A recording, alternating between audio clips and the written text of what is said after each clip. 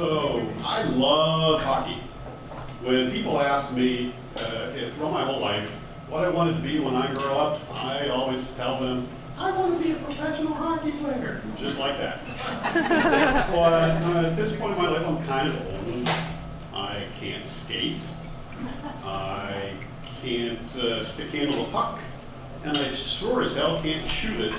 I once scored on my own goalie playing street hockey about 20 years ago. Top right corner, that's what I was trying to do. It was a great shot, not what I was trying to do.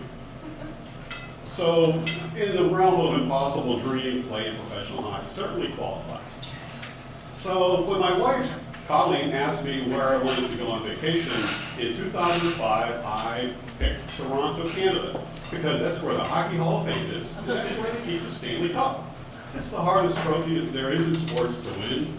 If you want to know how hard it is to win, ask the Capitals. They've been trying since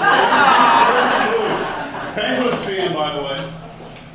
So now I need to point out that at this point in my life, in 2005, I was working for the Department of State, the Bureau of Consular Affairs, and testing software associated with processing visas and passports.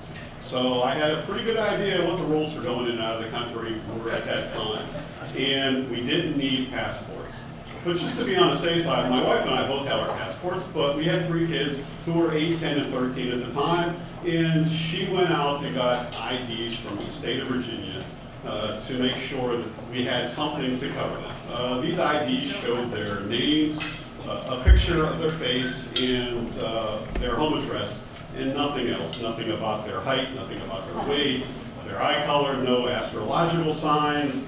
Just sort of, here, mister, here's my ID in a minimalist perspective, take it or leave it approach. So there we were in the summer of 2005, getting ready to go off to Toronto, and we're at Dulles Airport. Colleen is up at the ticket counter. This was the days before online ticketing. She's trying to get the tickets from the agent. And she hands over these passports and these IDs to the agent. And the agent looks at the kid's ID and says, what are these? Colleen says, well, those are IDs for my children. The agent says, but you're going to Canada. My wife says, well, we're going to Canada. My husband assures me that we don't need passports for anybody to go to Canada. We have them, we just don't have them for our children. We have these IDs. She turns to me and says, she wants to see passports. I said, we don't have passports, we don't need passports, we got them. We're going to Canada. How hard is it? We're going to Canada. Well, the agent says, but they might not let you in. Again, we're going to Canada. Print out the tickets, let's go. They get a sigh of the agent, but she prints out the tickets, hands back our passports and IDs, and off we go. So the next person we got to deal with in this queue of security is the TSA agent, the one that checks your boarding passes before you go through actual security. Kylie's at the front of the line, she's got the passports, IDs, and tickets, and she hands them over. And of course, the agent looks at the kid's IDs and says, what are these? Same conversation ensues. Increased level of frustration on my wife, Colleen. Me, I'm giggling on the inside because I think we're taking it to the man. Because again, I know what the rules are. The agent sighed and he kind of got to the same point. Says, okay, they might let you in, but you want to take the chance, go off and go. It's like, all right. So we go through security, go through the gate, get on the plane, fly to Toronto. We're good. So now we get to Toronto. We got to deal with Border Patrol of Toronto or of Canada. And this time, I'm at the front of the line. I have the passports, I have the IDs, and I have my youngest son, Brandon. He was 8 years old at the time, about this high. He was a mini-me. Aside from the fact that he wore glasses and I didn't, he looked pretty much exactly like me.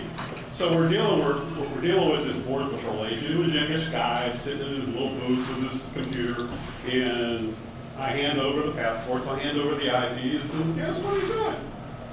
What are these? Those are IDs for my kids. They don't need the passport, blah, blah, blah, blah, blah. Same basic conversation. So he says, how do I know these are your children? I'm like, down here, hello? Look at this kid. You tell me you can't see the result. Hello, come on, we're the same. So now satellites are linking up, networks are interconnected, databases are being queried as this guy's typing into a system. But I heard him chuckle. So I knew he was, I knew we were in the same place.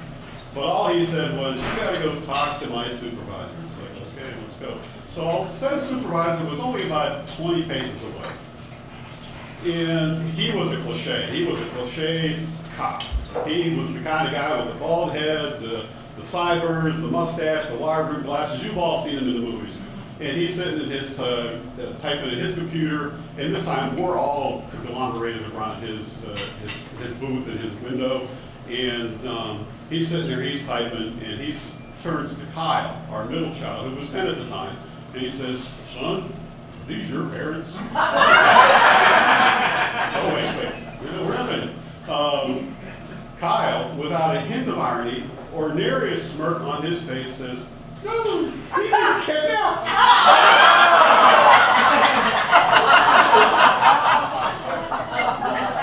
Yes, we've been kidnapped. Now, my head snapped towards Kyle, says, you know, that's probably not the time to be making a joke. Out of the corner of my eye, I see Colleen, she's gripping the counter to make sure the adrenaline spike doesn't put her on the ground in public. The supervisor's head snaps, says, son, you want to rethink that answer? Kyle's shrieking into his shorts on the floor, says, yes. So now this guy's back typing into his database, and you know, I'm thinking, he's typing 3 American children, ages 8, 10, and 13, have been kidnapped by white suburban parents to be sold on the mean streets of Toronto. Now, who's going to buy them? I don't know, because, you know, they ate a lot of food. They were stinky about 45 minutes after they ate the food when the farts come flying out of their heads. They were addicted to their Game Boys, and their jokes, while funny, were often ill-timed. But all the guy said was he gave us our passports and the IDs back and says, have a nice visit to Toronto. Is that the end of the story? Not quite. We had a great time in Toronto. We went, of course, to the Hockey Hall of Fame. We saw the Stanley Cup. We went to Niagara Falls. We went up to CN Tower, and you know, me and all of our boys had a great time watching all of the girls that were part of the Miss Canada contest in the exact same hotel that we were staying in. Great stuff. But you know, ultimately, eventually, your vacation comes to an end, and you have to go back home.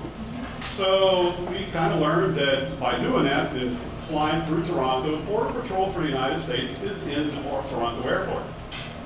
So this time, Colleen again is at the front of the line. She's got the passport, she's got the ID, she's got the tickets. We're ready to go. And you know, guess what the Border Patrol agent said? What are these? Now this time, Colleen's in full mother bear mode. Sir, I am not going back to the United States without my children. Who do I need to speak to in order to make sure that happens? The Border Patrol agent was very calm, very collected. Well, ma'am, you speak to me. Now, I was kind of behind her. I didn't really hear the whole conversation, but I heard that, you know, not really required, recommended, you know, same basic conversation. But he let us go. We got on the plane and we flew home.